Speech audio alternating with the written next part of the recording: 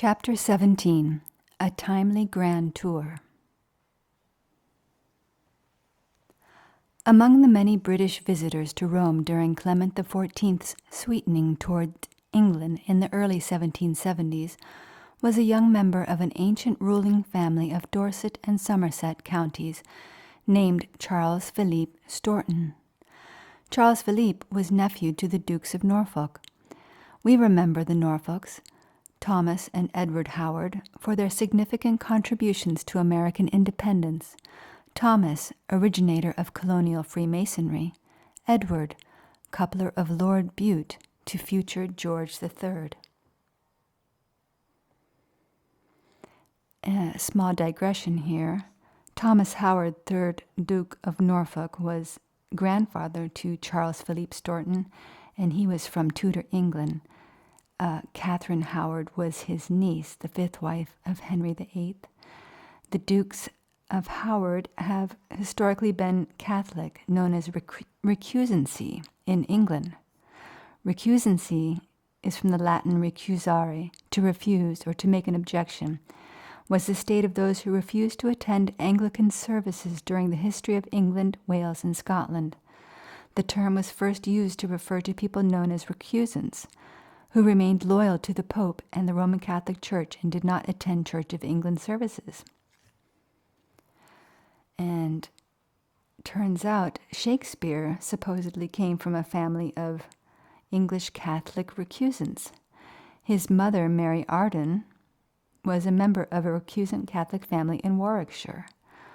Arden means great forest or ardent and enthusiastic. Ardent means zealous, glowing, fiery hot, ablaze, ardor, to burn. And it reminded me of Ardea. Ardea is fire in Greek. Go forth and set the world on fire. And Ardea was founded by the goddess Danae, the white goddess, Argive princess and mother of the hero Perseus by Zeus through the golden shower. And you can check out my video, Medical Priests of the White Goddess, for more information on that. Arriving in Rome with Charles, Philippe was his professor at the Jesuit college in the medieval Flemish, now Belgian, city of Bruges, John Carroll. The pair were enjoying a grand tour of Europe which had begun in the summer of 1771. From Bruges they had proceeded by carriage down through Alsace-Lorraine to Strasbourg, across the Rhine to Baden-Baden, then upstream to Karlsruhe, Bruchsal, Heidelberg, Mannheim, Worms, and Mainz. From Mainz they made a curious detour over to Trier and back to Mannheim, through Swabia to Augsburg, then to Munich, Innsbruck, across the Italian border to Trent, along the Adige River to Roveredo, and Verona, Mantua, Modena, and Bologna. They reached Rome in the autumn of 1772.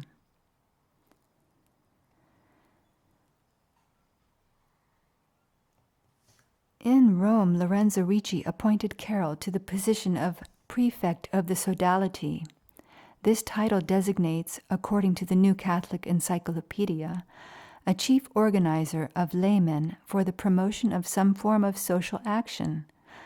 For the promotion of what social action, I wonder, might Ricci have ordained Carroll to organize, if not the American Revolution? While John was in Rome with Lorenzo Ricci, his cousin, Charles Carroll, now in his mid-30s, pulled off a clever media ruse in Maryland. It won him tremendous popularity and established him as an important civic leader. In January 1773, a letter in the Maryland Gazette attacked the administration of Maryland Governor Robert Edens. The letter was signed First Citizen. In a subsequent Gazette, the attack was demolished by the eloquent arguments of a second citizen. But in February, First Citizen demolished Second Citizen. As the duel continued on into the summer, First Citizen was revealed to be Charles Carroll, whereupon Second Citizen nastily slandered Carroll, putting him down as a disenfranchised Catholic. Suddenly now, Carroll was an underdog, just like his fellow Americans in relation to the British Crown. Although Charles was a super-rich lawyer, landowner, educated at the best Jesuit colleges in Europe, the people lavished him with sympathy. They despised Second Citizen for his bigotry. Maryland and America now had a new hero, preeminent champion of religious liberties, a Roman Catholic first citizen advocating a new political order. Loathsome Second Citizen made the status quo seem distasteful and undesirable, which of course was his assignment in the ruse. Second Citizen turned out to be the acknowledged head of the American bar, Mr. Delaney. Meanwhile, in the coming of spring, Carroll and Stourton left Rome for Florence, Genoa, Lyon, Paris, Liège, arriving back in Bruges just a few weeks before Ganganelli, Clement XIV, disestablished the Jesuits. Carroll kept a journal of their tour, partly a study guide for Charles Philipe, partly a travelogue. It's a fragmented and circumspect document, as one historian gingerly put it. Here and there one finds snatches of informal political opinion. Although Carroll's opinions are interesting, it's his circumspection that intrigues us most. It's what his journal doesn't say. Traveling with a student appears ordinary enough. But Charles Philippe Stourton was no ordinary collegian. He was a student of casuistry, equivocation, and Bellarminian liberation theology taught by professionals sworn to expand Roman Catholicism and extirpate Protestantism. He had been indoctrinated to obedience through the spiritual exercises, was a member of England's premier Catholic and Masonic family, and was about the age of Alexander Hamilton, who by then was already turning out anonymous revolutionary pamphlets at King's College in New York. Nor were Carroll and Stourton merely sightseeing. They were up to something big. Carroll's journal alludes to meetings with high-ranking officials in church and state, but gives no specific names. Writing to an English Jesuit colleague, he confided, "I keep a close incognito during this time." Here's Alexander Hamilton, contemporary to Charles Philippe Stourton, author of the Federalist Papers, an essay of 85 articles written by Hamilton, James Madison, and John Jay under the collective pseudonym Publius to promote the ratification of the United States Constitution. King's College is now Columbia University. Despite Carroll's circumspection, his itinerary reveals certain clues. Consider that odd detour to Trier from the route between Mainz and Mannheim. Trier is more than 200 kilometers out of the way, quite a long day's journey. What might warrant such a deviation? There appeared in 1763 a highly controversial book by an obviously pseudonymous person, Justinius Febronius. The pseudonym belonged to Bishop Nicolaus von Hantheim, Chancellor of the University of Trier. The book, of which there is apparently no published English translation out of its original Latin, is entitled On the State of the Church and the Legitimate Power of the Roman Pontiff. In John Carroll's day, Trier University had been run by Jesuits for more than a century.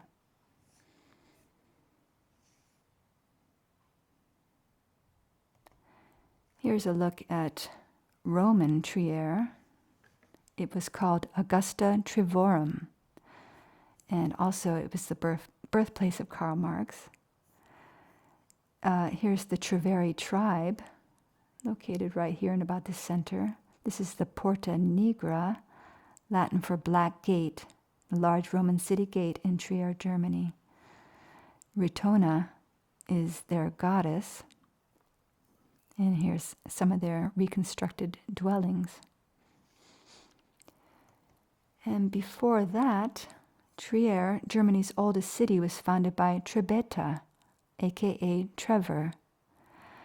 Trebeta, according to the Gesta Trevorum, was a prince of Assyria, son of Ninus, founder of Nineveh, ancient capital of Assyria, and his wife Semiramis. Trevor is also credited with building settlements at Metz, Mainz, Basel, Strasbourg, Speyer, and Worms.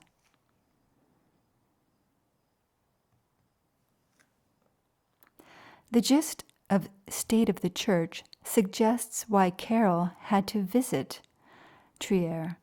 Febronianism, the philosophy of Fontheim's book, contains the formula for administrating Protestant America as a Bellarminian commonwealth. Febronianism calls for decentralizing the Roman Catholic Church into independent national churches modeled on the Church of England. Because they are ruled directly by kings and princes, these churches are more correctly called states.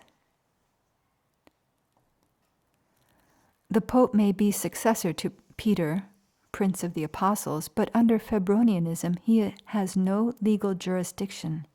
He is merely a principle of unity, a spiritual unifier, obligated to abide by the decrees of general counselors under the leadership of bishops and their properly enlightened laymen. Crucial to Febronianism's application is thorough popular education. Once laymen, bishops, and councils are properly enlightened, they will be empowered to resist any attempts of the papacy to exert monarchical control over the Church.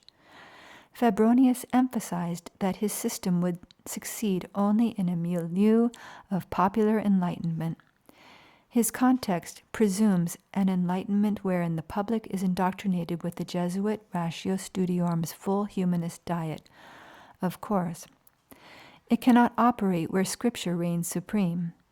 Once the milieu's understanding, its mentality, has been shaped by the Superior General of the Society of Jesus, it will respond with unquestioning obedience to the will of the man whose fundamental duty is the expansion of Roman Catholicism and the extirpation of Protestantism. Thus will unfold a perfect secular political state within the Roman Catholic Church, an autocracy ruled by a monarch invisible to all, but the few who, by the grace of God, cannot be deceived. Febronianism was the secret formula for returning the non-Catholic world to the bosom of the Church. To mask this fact, the Vatican dramatically condemned the book. The Jesuited Clement XIII had banned it from colleges and universities.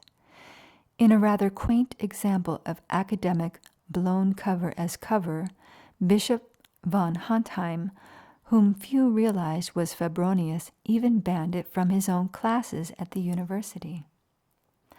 On the State of the Church is arguably Lorenzo Ricci's American Manifesto, the social blueprint for how the general intended to realize Bellarminian liberation in a Protestant monarchy. The full title page of the first edition copy of the book says it all. On the State of the Church and the legitimate power of the Roman Pontiff, a singular book on the properly ordered reunification with dissidents in the Christian religion. Here one beholds a description of the momentous social change that the American Revolution would indeed produce. Neither monarchical overthrow, nor democracy, nor republicanism, but a properly ordered reunification with dissidents in the Christian religion.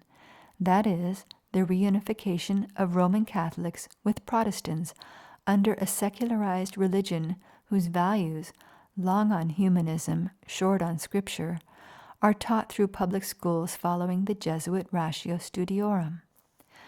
Reunification means that Protestantism has been reabsorbed into Rome. This, in the eyes of the Black Papacy, to the Sun Tzuan mind, and to common sense, equals the practical extirpation of Protestantism. Although Bishop von Hontheim lived in Trier, he was Archbishop of Mainz. His jurisdiction extended to the Mainz Principality of Hesse-Hanover. Von Hontheim was thus the spiritual counterpart of the ruler of Hesse-Hanover, Frederick II, not to be confused with the King of Prussia, Frederick the Great, who was also a Frederick II. Frederick II of Hesse was married to the aunt of the King of England, which made him George III's uncle. Born a Protestant, Frederick subscribed to the Rosicrucian style of Freemasonry. Although Jesuits converted him to Roman Catholicism, he nevertheless remained a Rosicrucian, secretly active. Frederick of Hesse was one of Europe's richest rulers. Much of his business was handled by his son, Prince William, also a Rosicrucian Freemason. William specifically was facilitating war. He drafted able-bodied male Hessians, outfitted and trained them for battle, and then sold them to the English cousin George, who used them to fight alongside his own redcoats. Every time a Hessian was killed, William received a reparation in the form of extra compensation. As casualties mounted, so did his profits, which he loaned out at interest.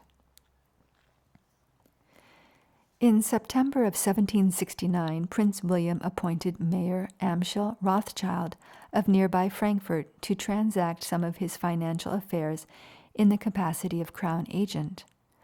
Aware that the Rothschilds are an important Jewish family, I looked them up in the Encyclopedia Judaica and discovered that they bear the title Guardians of the Vatican Treasury. The Vatican Treasury, of course, holds the imperial wealth of Rome. Imperial wealth grows in proportion to its victories in war. As the Jesuit empowerment, Regimini Militantis Ecclesiae, implies, the church at war is more necessary than the church at peace. According to H. Russell Robinson's Illustrated Armor of Imperial Rome, Caesarian soldiers protected themselves in battle with shields painted red. Since the soldiery is the state's most valuable resource, the Council of Trent admitted this in preferring the Jesuits to all other religious orders, it is easy to understand why the red shield was identified with the very life of the Church. Hence the appropriateness of the name Rothschild, German for red shield. The appointment of Rothschild gave the Black Papacy absolute financial privacy and secrecy.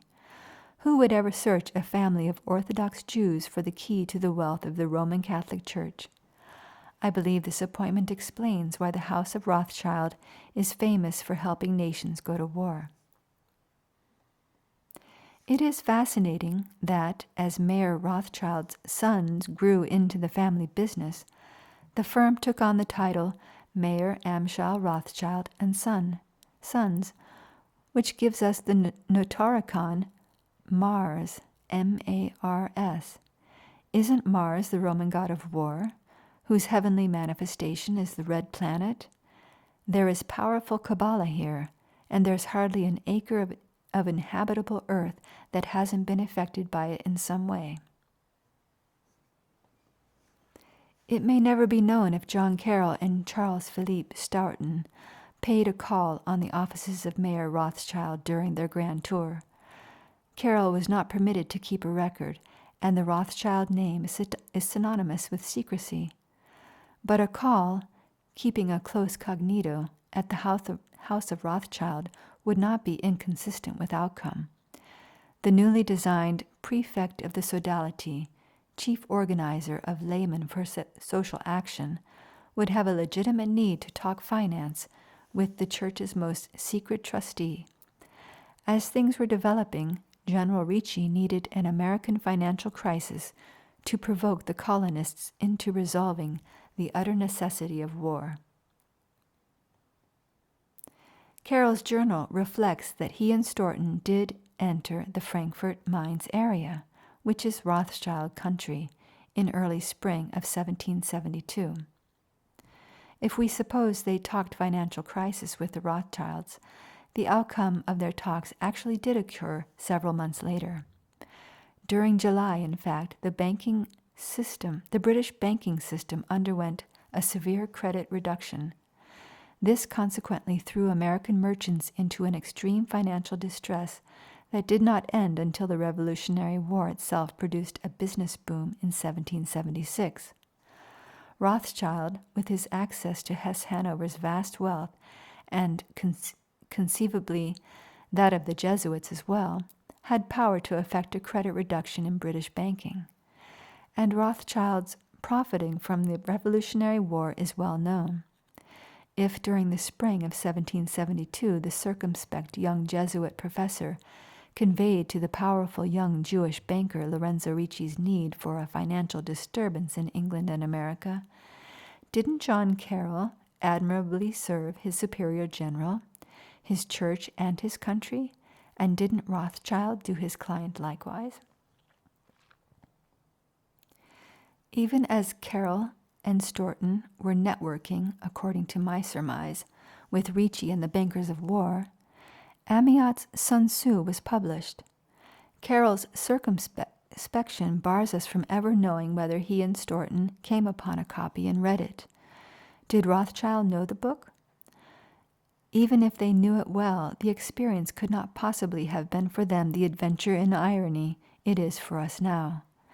We open the 13 Articles and hear the gentle voice of the man in charge of the papacy's most important business, the man who decided everything, who was in the process of gaining advantage from dangerous and critical circumstances, whose intentions were unguessable, whose decisions were shaping both his own army and the armies of his English-speaking Protestant enemies, the man who through cleverness and ruse had already secured the obedience of his enemies in London and Boston and Paris and Philadelphia, although they believed him and his army to be far away and slumped in rest from sustained losses, the man who would win the most important war in modern times without giving battle or drawing a sword, who uniquely knew the day, the hour, the moment of battleless, swordless combat. Lorenzo Ricci's voice whispers to us across the centuries between the lines in passages such as these.